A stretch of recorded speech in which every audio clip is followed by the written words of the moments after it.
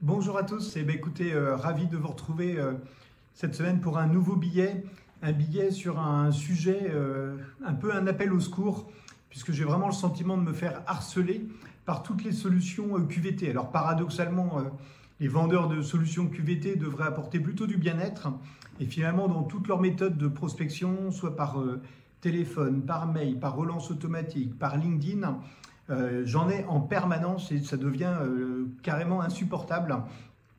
Tout un tas de solutions qui nous promettent d'améliorer la vie de chacun, la vie professionnelle, la vie des collaborateurs, un sujet qui nous est cher chez MV Group, mais pour autant, je n'ai pas totalement la même vision.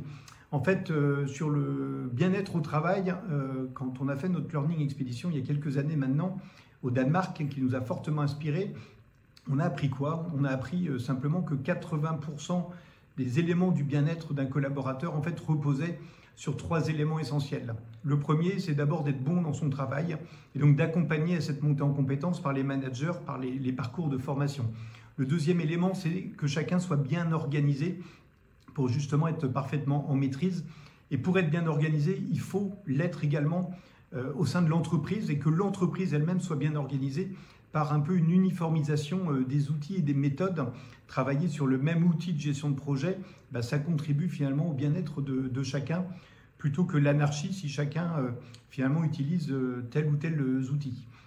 C'est aussi mettre en place des règles de communication, à quel moment on utilise le mail, dans quel fonctionnement finalement est-ce qu'on arrose tout le monde, comme ça peut être le cas dans tout un tas de grandes entreprises, ou les réunions, un sujet que j'ai souvent évoqué, et faire en sorte que les réunions démarrent à l'heure, qu'il y ait un ordre du jour, qu'on sache exactement pourquoi on fait la réunion, qu'il n'y ait que les gens qui soient réellement concernés par le sujet, et surtout qu'à l'issue de la réunion, les actions soient mises en œuvre.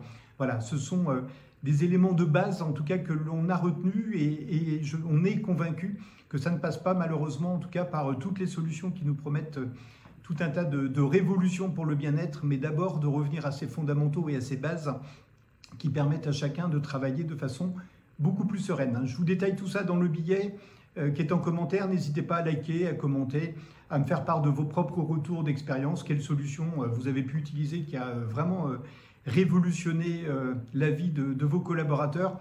C'est le débat qui m'intéresse et c'est ça qui nous fait avancer. Merci, à bientôt.